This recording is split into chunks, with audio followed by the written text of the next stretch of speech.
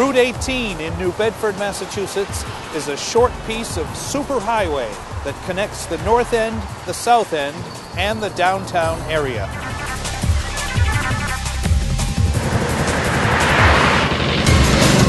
Road construction and the results of that construction will change the way you get back and forth in New Bedford. This program is brought to you by MenuJoy.com. We show menus, you browse, you decide. Right now, Route 18 allows drivers to get quickly back and forth between the north end and the south end, as well as the downtown area.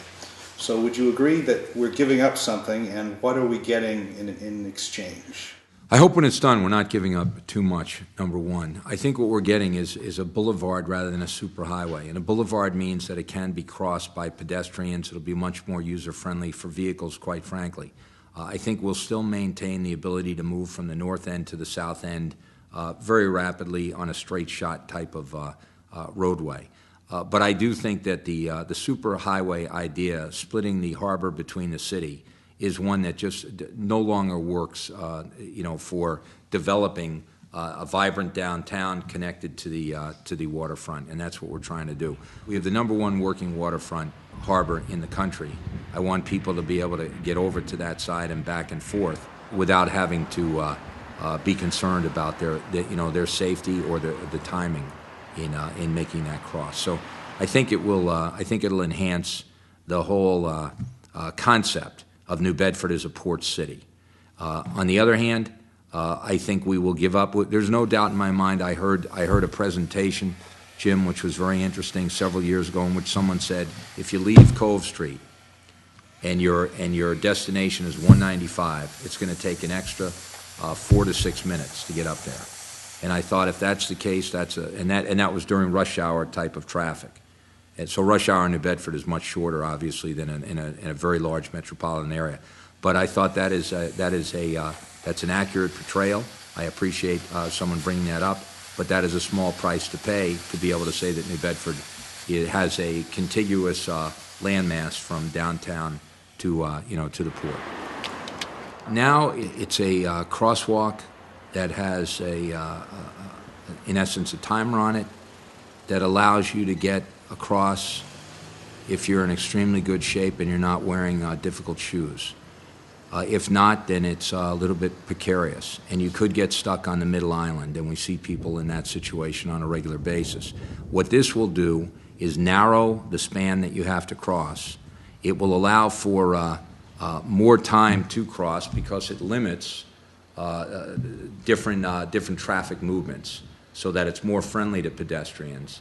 And I think what will happen is it slows down the traffic dramatically, so that even if you kind of are caught in between half step, you're not going to have someone, going the speed limit, which is now literally 55 plus. That area of the city is going to be a 30-mile-an-hour speed limit with a couple of different breaks for traffic. So it's unlikely, the way they planned it, that someone is going to stop at one light and then jam it and go to the next one. I mean, it'll be much more of a city street type of scape.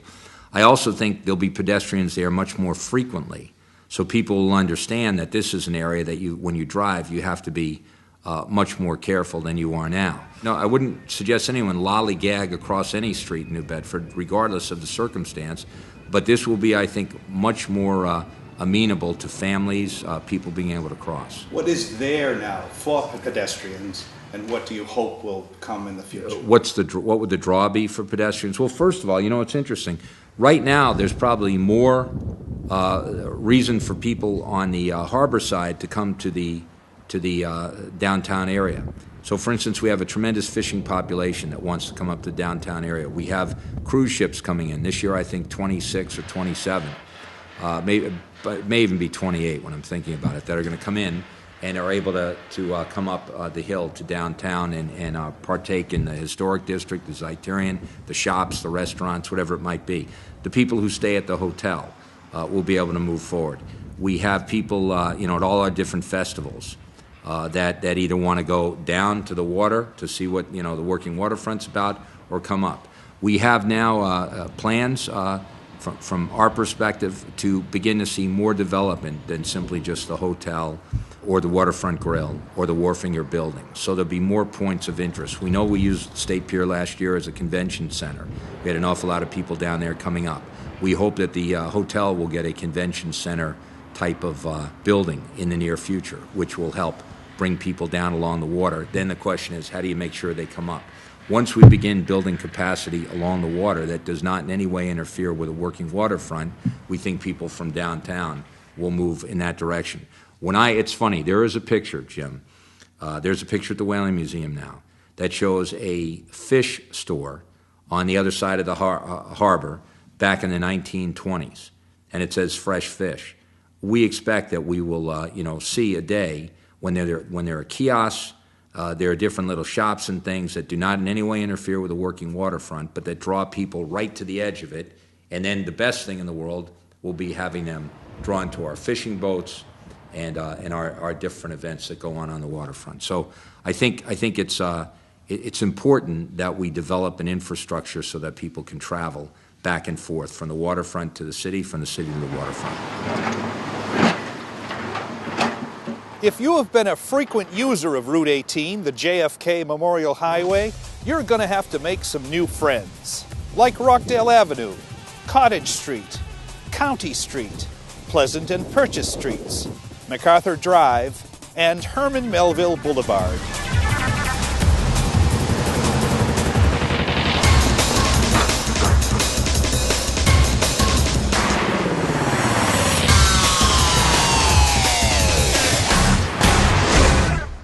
This program is brought to you by MenuJoy.com. We show menus, you browse, you decide.